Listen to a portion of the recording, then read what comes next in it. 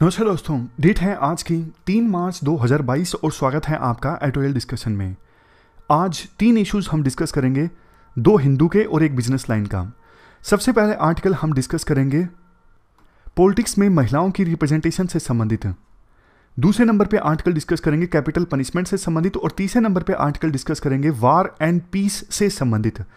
Ukraine का issue इसमें नहीं डिस्कस करेंगे, जनरली युद्ध क्यों होते हैं, क्यों पीस होनी चाहिए, वो सब चीज़ें हैं इस आर्टिकल में। ठीक ठाक अच्छा आर्टिकल है, ऐसे में भी इसका यूटिलाइजेशन है।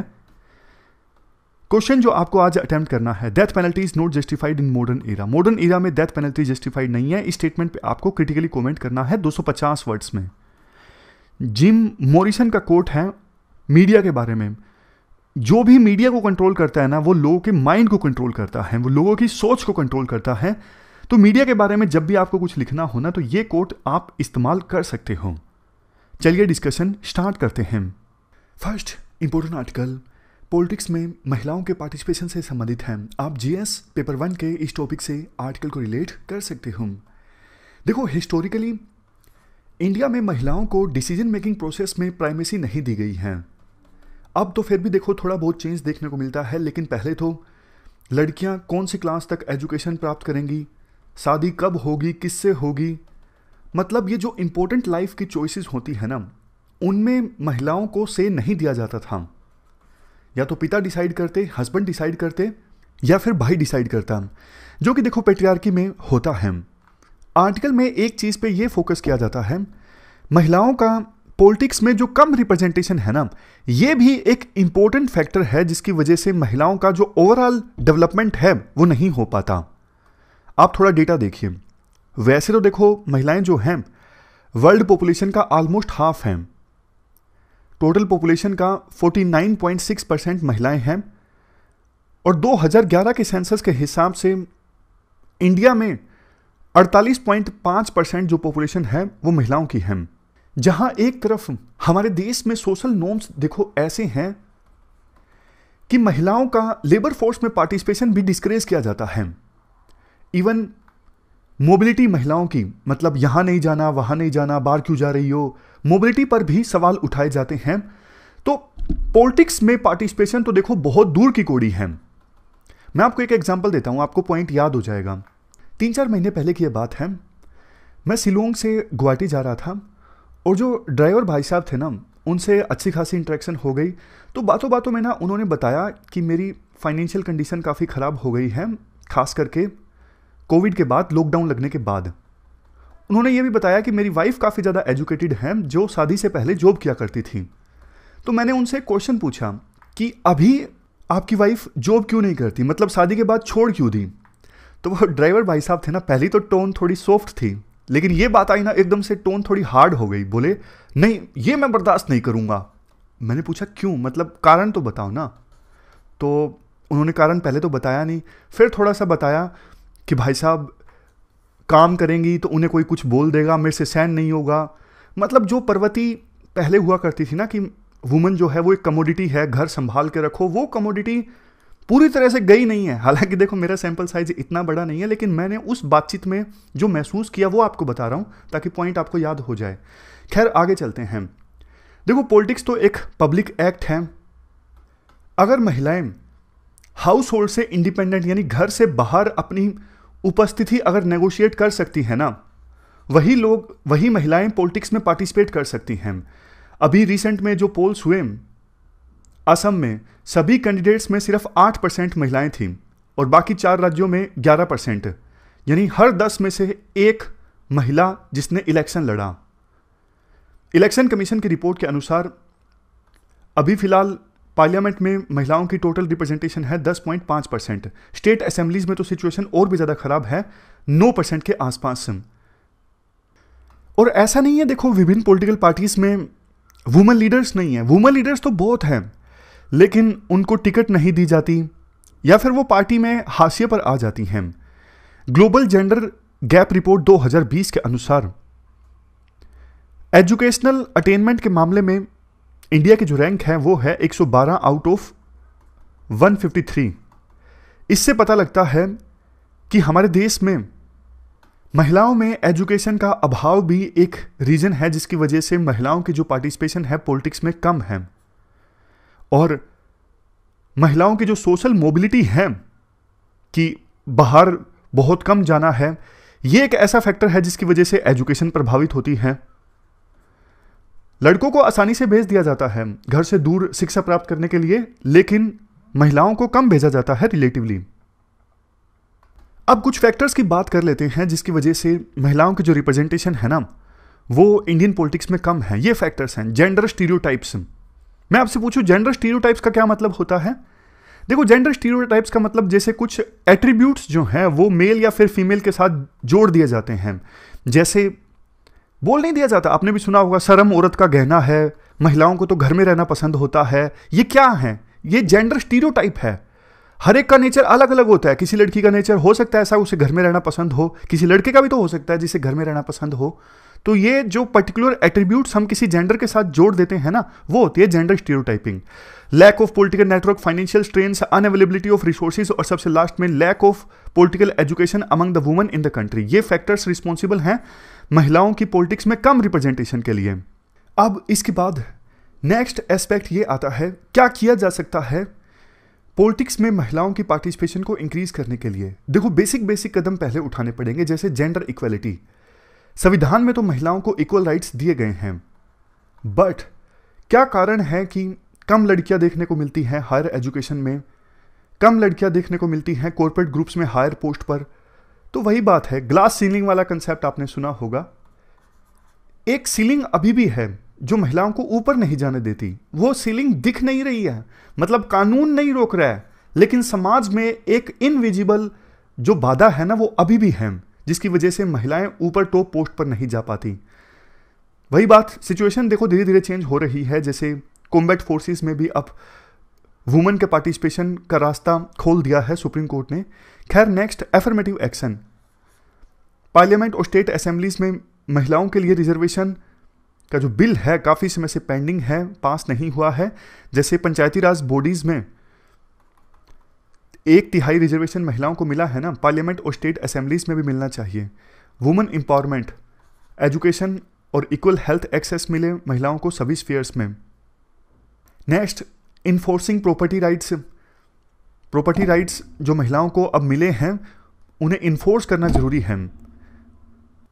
महिलाओं के नाम पे प्रॉपर्टी देखो इसलिए भी नहीं कराई जाती, आपको भी पता है, सोच इस प्रकार से होती है कि जो लड़कियां हैं उनकी तो शादी हो जाएंगी, वो दूसरों के घर में चली जाएंगी, अगर उनके नाम पे प्रॉपर्टी रही तो हमारी प्रॉपर्टी दूसरे घर में चली जाएगी। तो ये जो सोच है ना, उसके चलते लड़कियों के नाम पे प्रॉपर्टी नहीं करवाई जाती है, अभी भी बहुत कम प्रॉपर्टी होती है। सोशल अवेयरनेस कैंपेन चलाया जाए ताकि जेंडर स्टीरियोटाइपिंग को तोड़ा जा सके। ये सोशल कैंपेन चलाए जा सकते हैं with the help of educational institutions, media, religious leaders, celebrities और पॉलिटिकल लीडर्स। अच्छा, आगे बढ़ने से पहले क्वेश्चन मैं आपसे पूछता हूं। वुमेन एम्पावरमेंट शब्द आपने बहुत बार सुना होगा, लेकिन अगर ऐसा क्वेश्चन आ जाए व्हाट इज वुमेन एम्पावरमेंट, तो क्या लिखोगे? सिंपल ऐसे लिखोगे, women empowerment means giving powers to women.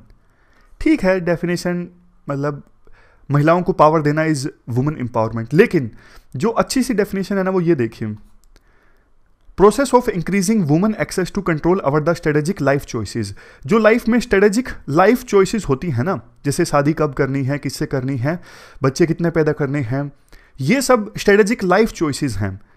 In strategic life choices के ऊपर महिलाओं को कंट्रोल देना और उनको अपॉर्चुनिटीज प्रोवाइड करना ताकि वो अपनी कैपेसिटी के हिसाब से अपने पोटेंशियल को रियलाइज कर सकें। ये कुछ एग्जांपल्स हैं इंडियन वुमेन पॉलिटिशियंस के, आपको पता ही होगा, निर्मला सीतारमन, ममता बनर्जी।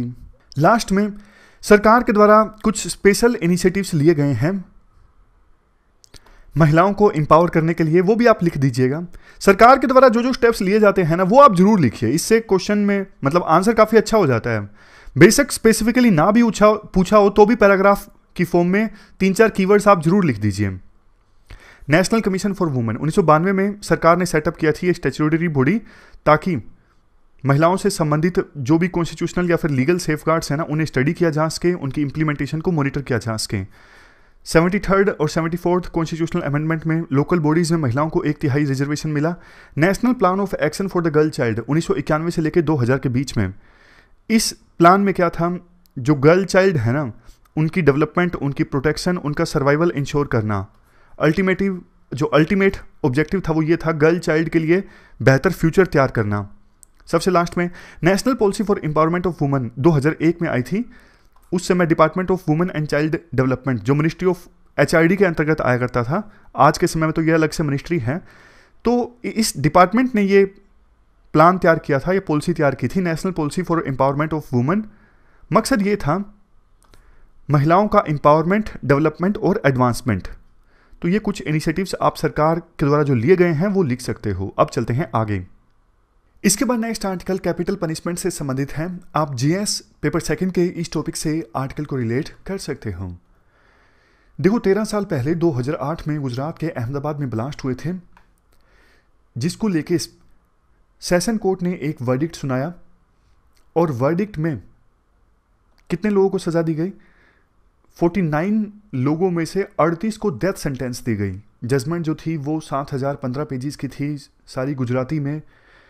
वैसे देखो, हमारे देश में अभी 2021 तक 488 प्रिजनर्स ऐसे थे जिनको डेथ सेंटेंस मिली हुई है, लेकिन अब एकदम से 38 और लोगों को डेथ सेंटेंस मिली। तो यानी डेथ सेंटेंस मिले हुए प्रिजनर्स की जो संख्या है वो एकदम से 10% इंक्रीज हो गई।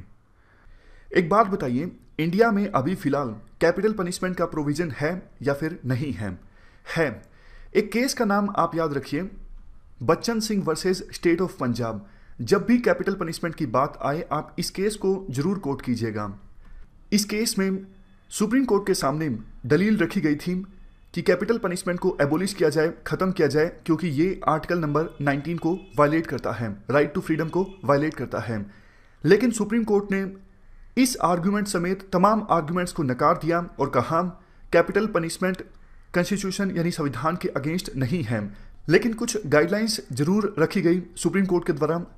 इस केस में कैपिटल पनिशमेंट के संदर्भ में सुप्रीम कोर्ट ने कहा कैपिटल पनिशमेंट यानी मृत्यु दंड दिया जाए सिर्फ रेयरेस्ट ऑफ रेयर केस में।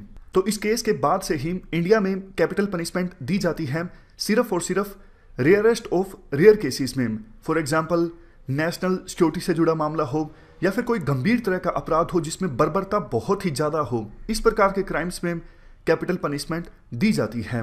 लेकिन पिछले काफ़ी समय से हमारे देश में मांग उठ रही है कैपिटल पनिशमेंट को एबोलिश कर दिया जाए। आगे बढ़ने से पहले एक बार हम आर्ग्यूमेंट्स जान लेते हैं। कैपिटल पनिशमेंट के पक्ष में कौन से आर्ग्यूमेंट्स दिए जाते हैं, विरोध में कौन से आर्ग्यूमेंट्स दिए जाते हैं। पहले हम बात करते हैं कैपिटल पनिशमेंट के पक्ष में कौन से आर्ग्यूमेंट्स दिए जाते हैं। सबसे पहला आर्ग्यूमेंट, कैपिटल पनिशमेंट अगर देखो दी जाती है अपराधियों को, तो इससे डर फैलता है दूसरे अपराधियों में और दूसरे पर्सन्स में कि इस प्रकार का क्राइम किया जाएगा तो हमें भी फांसी की सजा दी जाएगी। तो डेटरेंस क्रिएट होता है कैपिटल पनिशमेंट से। दूसरा आर्ग्यूमेंट, आज़ादी के 70 साल बाद भी भयानक अपराध होते हैं महिलाओं के अगेंस्ट, यंग गर्ल्स के अगेंस्ट। इस प्रकार के अपराधों को रोकने के लिए सिंपल पनिशमेंट्स काम नहीं करेंगी। निर्भया केस का आप एग्जाम्पल लीजिए, उस प्रकार के अपराधों को काउंटर करने के लिए कैपिटल पनिशमेंट देना जरूरी है। काफ़ी बार आतंकवादियों के द्वारा, इंसर्जेंट्स के द्वारा बॉम्ब अटैक कैरी आउट किए जाते हैं या फिर दूसरे प्रकार के अटैक किए जाते हैं, तो नेशनल सिक्योरिटी को एड्रेस करने के लिए भी कैपिटल पनिशमेंट जरूरी है। उसके बाद देखो, काफ़ी बार लोग ये कहते हैं बहुत से देशों ने कैपिटल पनिशमेंट को एबोलिश कर दिया है तो अब इंडिया को भी कर देना चाहिए, लेकिन ये तर्क सही नहीं है। इंडिया की सोसाइटी अलग किस्म की है, इंडिया में हालात अलग किस्म के हैं, तो आप ये नहीं कह सकते कि दूसरे देशों ने कैपिटल पनिशमेंट को एबोलिश कर दिया तो आप भी हटा दीजिए। नेक्स्ट आर्ग्यूमेंट, देखो बहुत से अपराध ऐसे होते हैं अगर वो सोसाइटी में होते हैं तो सोसाइटी खुद ही मांग करने लगती है कि ऐसे लोगों को सिर्फ और सिर्फ फांसी होनी चाहिए। आपको भी पता है काफ़ी बार रेप जैसी घटनाएं आती हैं तो समाज में गुस्सा कितना ज़्यादा बढ़ जाता है। लोग कहते हैं 30 दिनों के अंदर अंदर फांसी होनी चाहिए ऐसे लोगों को। तो ऐसी सिचुएशन में स्टेट अगर फांसी की सज़ा हटा ही देता है तो समाज में गुस्सा बढ़ता जाएगा। समाज का जो फेथ है, विश्वास है जस्टिस सिस्टम में, वो खत्म हो जाएगा और ये देश की स्टेबिलिटी के लिए, समाज की स्टेबिलिटी के लिए अच्छा नहीं है। और अगर देखो गंभीर तरह का अपराध करने वाले अपराधी को अगर फांसी की सजा नहीं दी जाती है तो उसको उम्र कैद की सजा दी जाएगी। तो इसका मतलब तो यह हुआ पूरी उम्र स्टेट उस अपराधी को बैठ के खिलाएगा, वो अपराधी पूरी उम्र जेल में बैठ के खाएगा और स्टेट उसे खिलाएगा, यानी स्टेट केयर टेकर का काम करेगा उस अपराधी के लिए। तो ये भी गलत है। तो इस प्रकार से हमने आर्गुमेंट्स डिस्कस किए कैपिटल पनिशमेंट के पक्ष में। अब हम कैपिटल पनिशमेंट के अगेंस्ट में आर्गुमेंट्स को डिस्कस करेंगे। सबसे पहला आर्गुमेंट, कैपिटल पनिशमेंट देना देखो संविधान के आर्टिकल 21 को वायलेट करता है। आर्टिकल 19 का आर्गुमेंट दिया गया था बच्चन सिंह केस में, लेकिन यहां पे आर्गुमेंट दिया जा रहा है आर्टिकल 21 का, राइट टू लाइफ का। दूसरा आर्गुमेंट, जब देखो कोई अपराध होता है तो सिर्फ उस पर्सन को जिम्मेदार नहीं ठहराया जा सकता जिसने अपराध किया है, बल्कि ये सोसाइटी की भी फेलियर होती है। सोसाइटी ने ऐसी परिस्थितियां पैदा की जिसकी वजह से वो पर्सन अपराधी बना। तीसरा आर्गुमेंट, जब देखो किसी को कैपिटल पनिशमेंट दिया जाता है तो स्टेट को, सोसाइटी को ऐसा लगता है कि उनकी रिस्पॉन्सिबिलिटी पूरी हो गई, जिसने अपराध किया उसको फांसी की सजा हुई या कैपिटल पनिशमेंट मिला। लेकिन क्राइम प्रिवेंशन की तरफ क्या किया गया, कैपिटल पनिशमेंट दे के रिस्पॉन्सिबिलिटी खत्म नहीं होती सोसाइटी की, स्टेट की। क्राइम को प्रिवेंट करना भी बहुत ज़्यादा जरूरी है। चौथा आर्गुमेंट जो मोस्ट इंपॉर्टेंट है, अभी फिलहाल देखो प्रोविजन ये है बच्चन सिंह केस के बाद रेयरेस्ट ऑफ रेयर केसेस में फांसी की सज़ा दी जाती है। जैसे अजमल कसाब आतंकवादी, फांसी की सज़ा दी गई। 2012 का निर्भया केस, बर्बरता इतनी ज़्यादा, फांसी के अलावा कोई सज़ा बनती ही नहीं। तो रेयरेस्ट ऑफ रेयर केसेस में अभी फिलहाल फांसी की सज़ा दी जाती है। लेकिन देखो प्रॉब्लम ये है, कोई अपराध किसी जज को रेयरेस्ट ऑफ रेयर लग सकता है, लेकिन दूसरे जज को रेयरेस्ट ऑफ रेयर नहीं लग सकता। तीसरे जज को लग सकता है, चौथे जज को नहीं लग सकता। तो कहने का एसेंस क्या है, कोई निश्चित क्राइटेरिया नहीं है कि कौन से अपराध में फांसी की सजा दी जाए, कौन से अपराध में नहीं दी जाए। तो आर्बिट्रेरीनेस बहुत ज़्यादा है, ये गलत है। जहां पे देखो आर्बिट्रेरीनेस बहुत ज़्यादा होती है वो चीज़ रूल ऑफ लॉ के अगेंस्ट है। रूल ऑफ लॉ तो बेसिक एसेंस है हमारे संविधान का। ये आर्गुमेंट बहुत ही ज़्यादा इंपॉर्टेंट है। उसके अलावा देखो नेक्स्ट आर्गुमेंट ये है, जस्टिस का ऑब्जेक्टिव होता है रिफॉर्म करना, ना कि प्रतिशोध लेना। कैपिटल पनिशमेंट की सहायता से तो जिस पर्सन ने अपराध किया है उससे प्रतिशोध लिया जाता है, रिफॉर्म की तो संभावना ही खत्म हो जाती है जब उसको मृत्युदंड दे दिया जाता है। नेक्स्ट आर्गुमेंट, कोई देखो इंपेरिकल एविडेंस है नहीं कि कैपिटल पनिशमेंट अगर दी जाए तो समाज में डेटरेंस पैदा होता है, यानी डर पैदा होता है और इससे कम अपराध होते हैं। ऐसा कुछ सामने आया नहीं है किसी रिसर्च रिपोर्ट में। नेक्स्ट आर्गुमेंट, ज़्यादातर देश कैपिटल पनिशमेंट को एबोलिश कर रहे हैं, इंडिया को भी उन्हें फॉलो करना चाहिए और इंडिया में भी कैपिटल पनिशमेंट की सज़ा है वो खत्म होनी चाहिए। नेक्स्ट आर्गुमेंट, देखो ऐसा भी तो हो सकता है किसी केस में अपराधी को डेथ सेंटेंस की सज़ा दी गई और उसे एग्जीक्यूट भी कर दिया गया, यानी फांसी दे दी गई उस पर्सन को, लेकिन बाद में पता चला, नए डिटेल्स सामने आए और पता लगा कि जिस पर्सन को फांसी दे दी गई है वो अपराधी था ही नहीं, यानी नए खुलासे हुए बाद में जब उसको फांसी दे दी गई थी। तो आप बताइए इस केस में कैसे जिंदा करोगे उस पर्सन को जिसको फांसी दी जा चुकी है। उसके बाद लास्ट आर्गुमेंट है, death sentence international human rights law को भी वायलेट करता है। तो ये हमने कैपिटल पनिशमेंट के अगेंस्ट सारे आर्गुमेंट्स को जाना। तो ये पूरा आर्टिकल हमने कैपिटल पनिशमेंट से संबंधित डिस्कस किया। इसके बाद अगला जो आर्टिकल है ना वो वार एंड पीस से संबंधित है। आप जीएस पेपर सेकंड और एसए से इस आर्टिकल को रिलेट कर सकते हो।